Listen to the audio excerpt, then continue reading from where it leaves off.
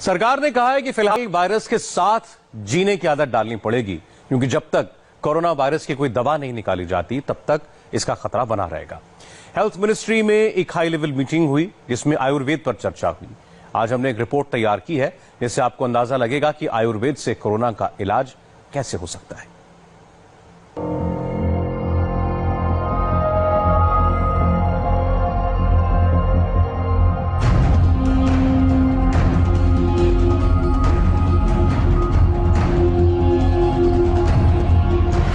एक तरफ वायरस है तो दूसरी तरफ आयुर्वेद की ये 4 औषधियां हैं। एक तरफ वैक्सीन की खोज है तो दूसरी तरफ आयुर्वेद की शक्ति है। वायरस के इलाज के लिए अब देश के स्वास्थ्य मंत्रालय ने एक नए आइडिया को ट्राई करने की बात कही है। यह नया आइडिया है आयुर्वेदिक औषधियों से कोरोना का इलाज।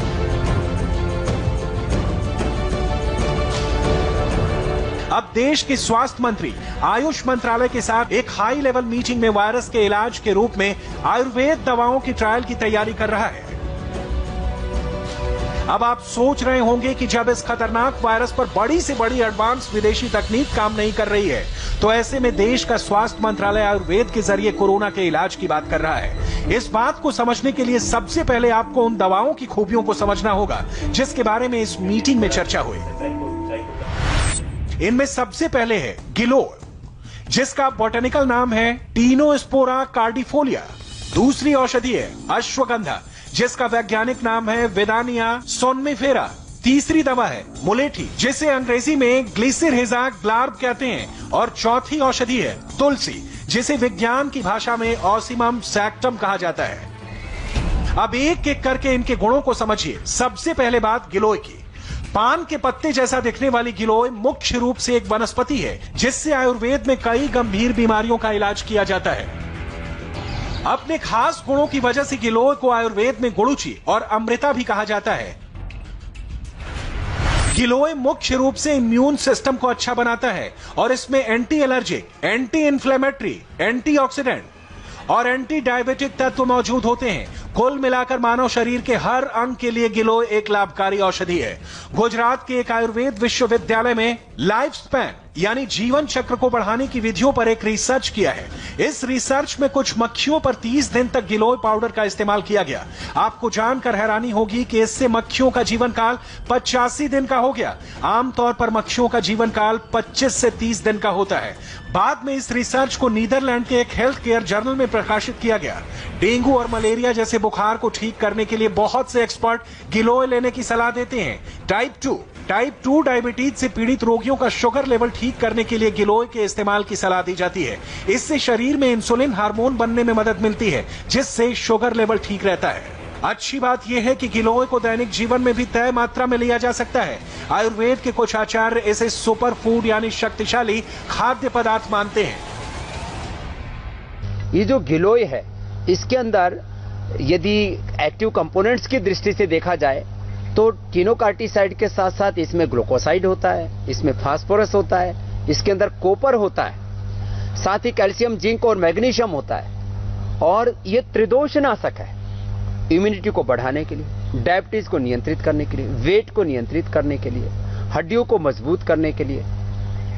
जो भी क्रोनिक डिजीज है कोरोना का खतरा उनके ऊपर बहुत ज्यादा बना रहता है।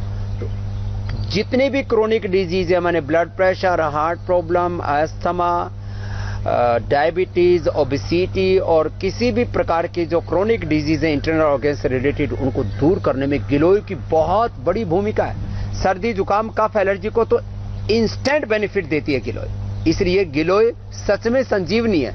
आयुर्वेद में नाम इसका अमृता है।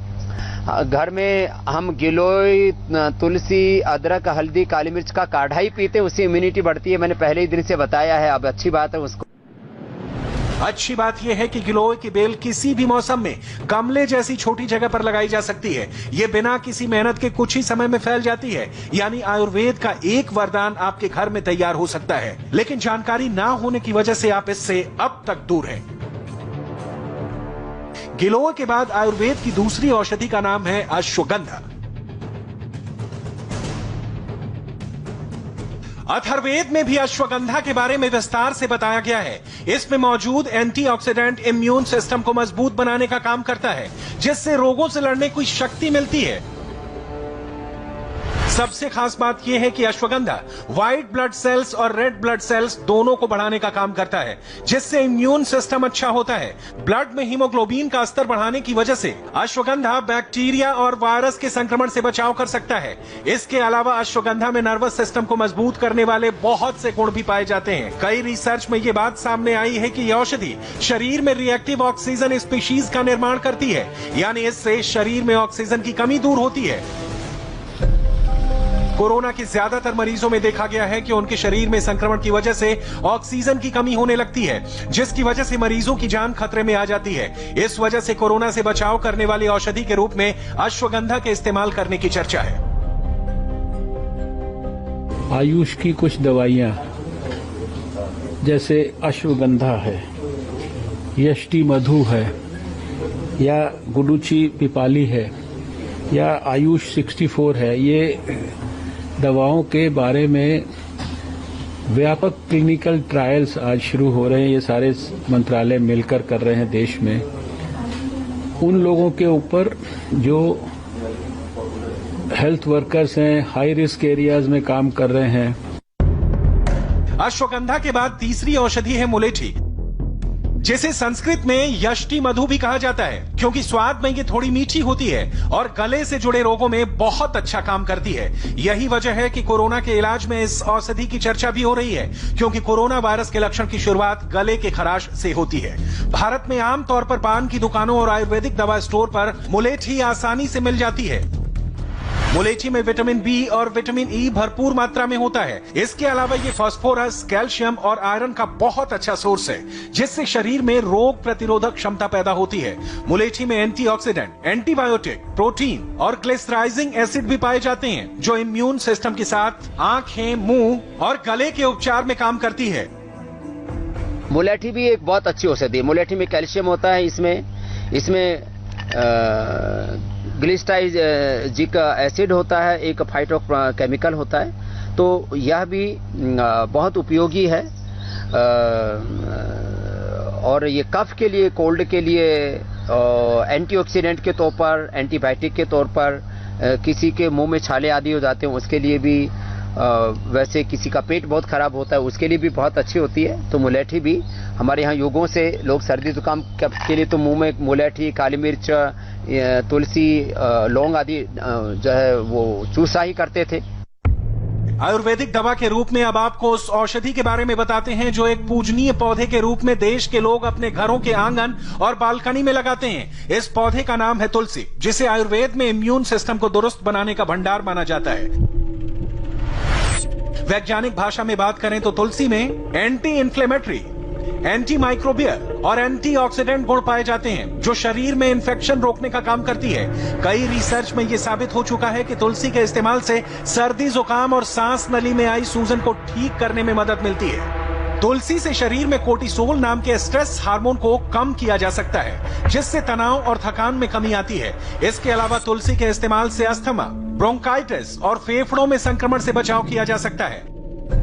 अब आप समझ गए होंगे कि आयुर्वेद की इन दवाओं में कितने गुण हैं, जो कोरोना जैसी बीमारी के लिए सबसे ज्यादा चर्चा में है। देश के स्वास्थ्य मंत्री आयुष मंत्रालय के साथ एक हाई लेवल मीटिंग में आयुर्वेद की इन दवाओं के इस्तेमाल के बारे में चर्चा कर रहे हैं।